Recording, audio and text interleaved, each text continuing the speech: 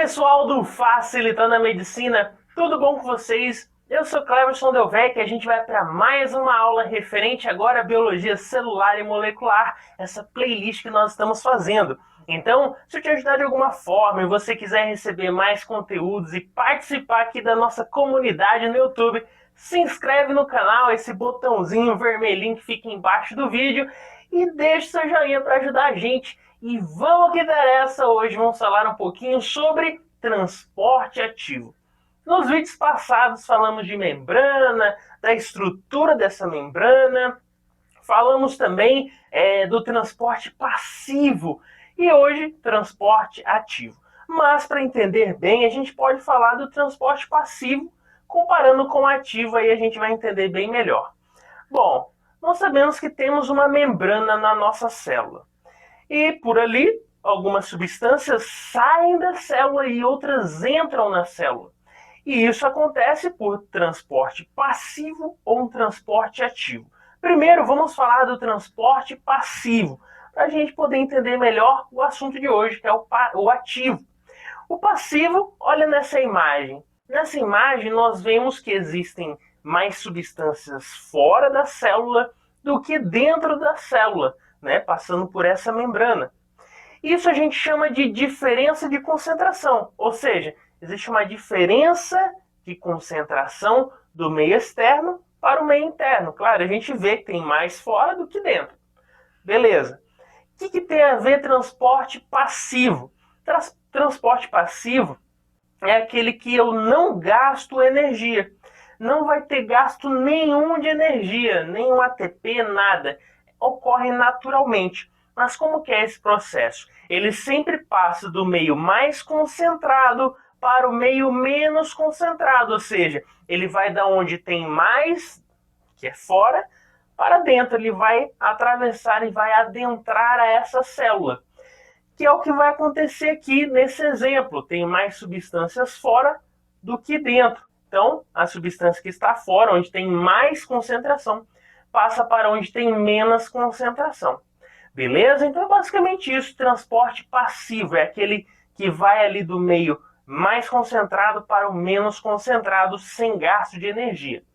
E o transporte ativo? O transporte ativo ele não está nem aí para concentração.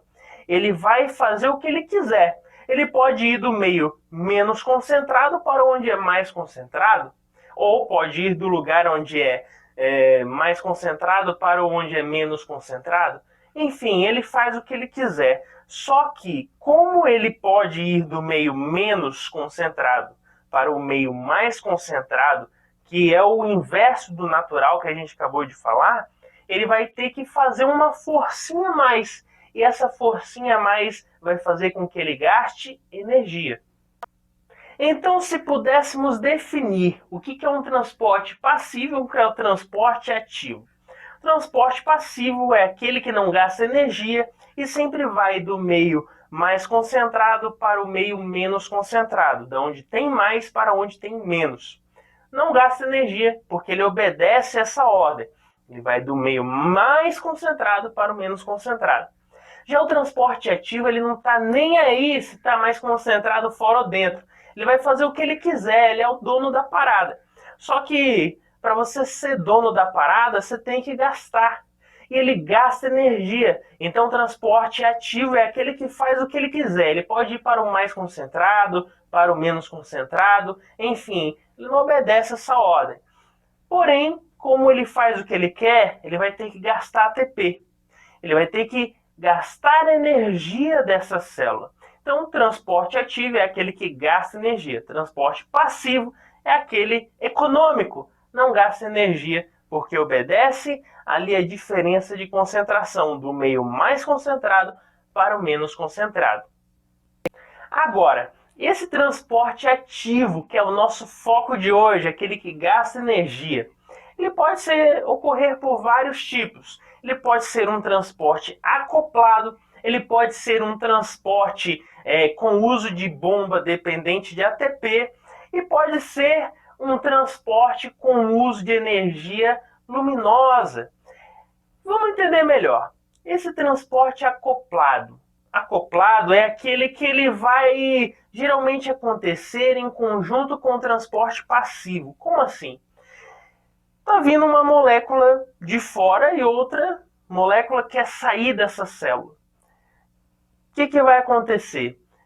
Aquela molécula que está passando por meio passivo, sem gasto de energia, vai favorecer ou vai facilitar aquela molécula que quer sair pelo meio ativo. Ela vai sair, porém vai ser facilitada, porque já está acontecendo um transporte passivo. Vamos entender melhor? Olha na imagem, agora acho que vai ficar mais fácil. O transporte acoplado é aquele onde o transporte passivo está acontecendo junto com o ativo. Porém, uma molécula está vindo de fora ou de dentro, tanto faz. Aqui no exemplo, ela está vindo de fora ali, tá vendo? 3 moléculas está entrando pela forma passiva. Porém, tem uma querendo sair pelo modo ativo, pelo transporte ativo. E esse transporte ativo vai ser facilitado por esse transporte passivo. Então lembre-se, quando nós falamos de transporte acoplado, é aquele onde ele é facilitado, vai ficar mais fácil, um transporte ativo que vai ser facilitado porque está acontecendo junto com ele um transporte passivo. Beleza? Então é basicamente isso. Já o transporte por uma bomba movida a ATP é um transporte ativo, tem gasto de energia e ele vai jogar essa substância para fora ou para dentro da célula, porém ele gasta moeda energética, gasta ATP, que é a nossa moedinha que gasta aí da nossa energia da célula.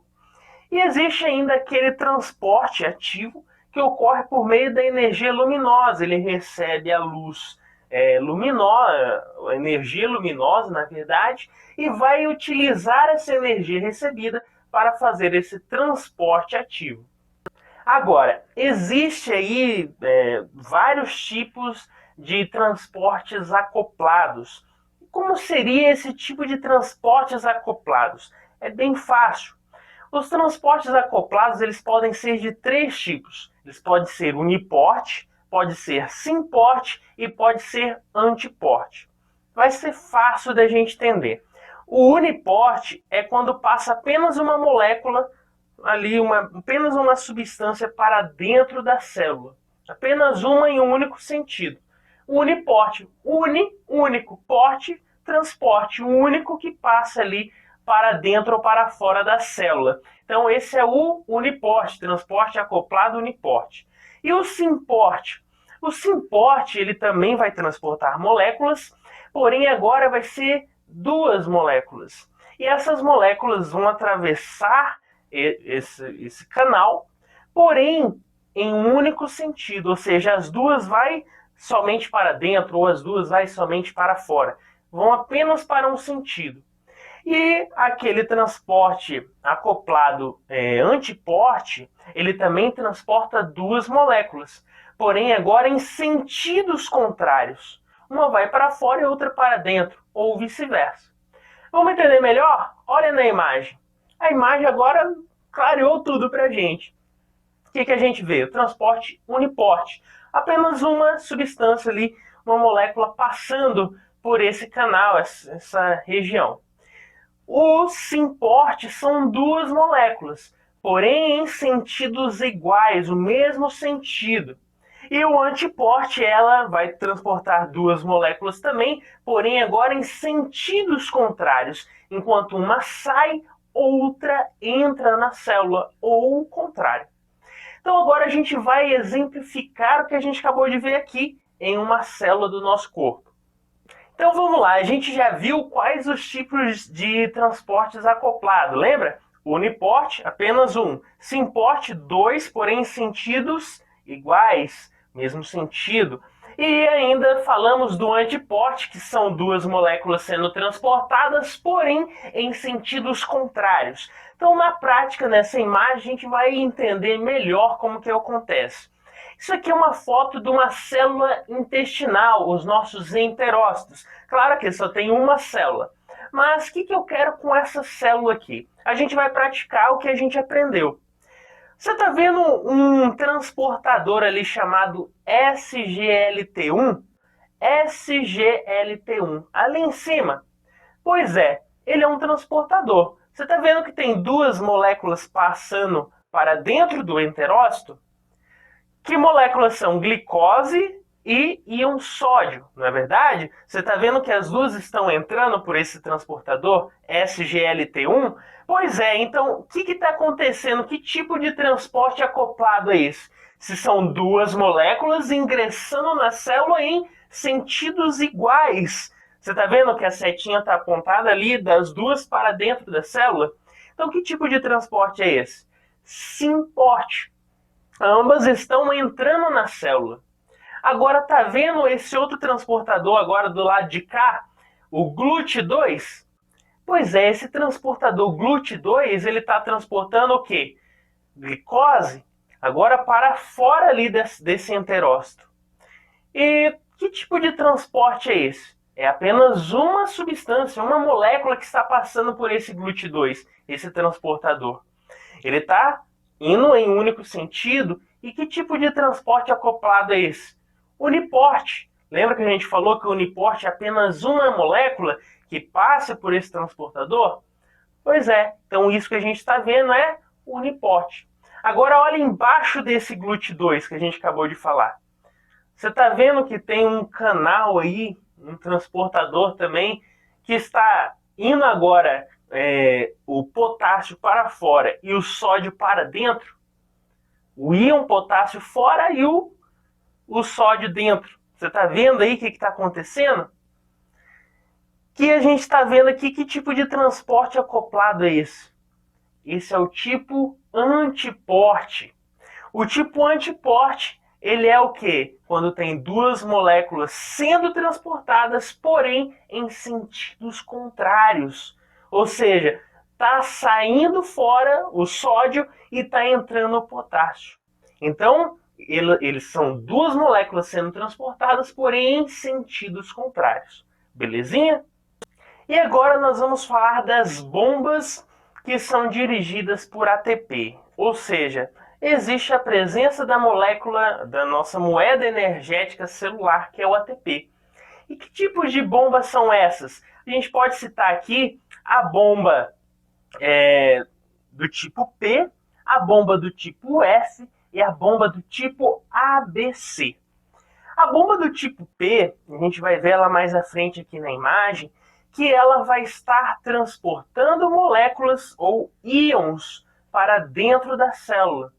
Ou seja, vai ser apenas o transporte de íons. Pode ser íon cálcio, pode ser íon potássio, sódio. Ou seja, essa bomba do tipo P, ela vai ser transportadora de íons com gasto de energia. Já a bomba do tipo F, ela vai transportar moléculas, porém aqui, cada substância que passar, cada íon H+, cada H+ que passar nessa região, vai gerar ATP. Eu não gasto ATP. Por isso que ela é chamada também de bomba ATP sintetase, porque ela sintetiza ATP ao invés de perder ATP. Beleza? Então esse é do tipo F. E ainda existe a bomba do tipo ABC, que é aquela que transporta moléculas com gasto de ATP, porém são moléculas pequenas. Então, olha na imagem, agora ficou claro. Lembra do tipo P, do tipo F e do tipo ABC? A do tipo P, ela transporta o que? Íons. Beleza? Então, vai passar íons ali. Pode ser cálcio, pode ser íon potássio, íon sódio. Passa, porém, com gasto de ATP. Existe ainda aqui, ó, a do tipo F, a bomba tipo F. O que ela vai fazer? Quando passar o íon, ali a presença do H+, o que vai acontecer? Ao invés de perder o nosso ATP, não, ele vai sintetizar ATP, ele vai criar ATP, ele não perde a molécula energética. Por isso que ele é chamado também de bomba sintetase, bomba ATP sintetase, vai estar sintetizando ATP. E ainda a última, que é a ABC, que vai possibilitar a passagem de moléculas pequenas, porém com gasto de ATP. E por último, não podemos deixar de falar da bomba de sódio e potássio. Pois é, essa bomba de sódio e potássio, ela é importantíssima para manter a diferença de concentração de íons na nossa célula. E o que ela faz, essa bomba de sódio e potássio? Ela pega 3 sódios e joga para fora da célula. E vai jogar 3 íons potássio que está fora para adentrar na célula. Ou seja, ela joga 3 sódios fora, 2 potássios dentro. 3 sódios fora, 2 potássios dentro. 3 sódios fora, 2 potássios dentro. Beleza? Isso ela faz para manter uma diferença de concentração do meio externo para o meio interno de alguns íons. Ou seja, um exemplo, vai ter mais sódio fora da célula do que dentro dela. E vai ter mais potássio dentro da célula do que fora dela. Belezinha? Então, pessoal, com isso fizemos mais um resuminho. Então, se eu te ajudei, deixa seu joinha e se inscreve aí no canal. Valeu?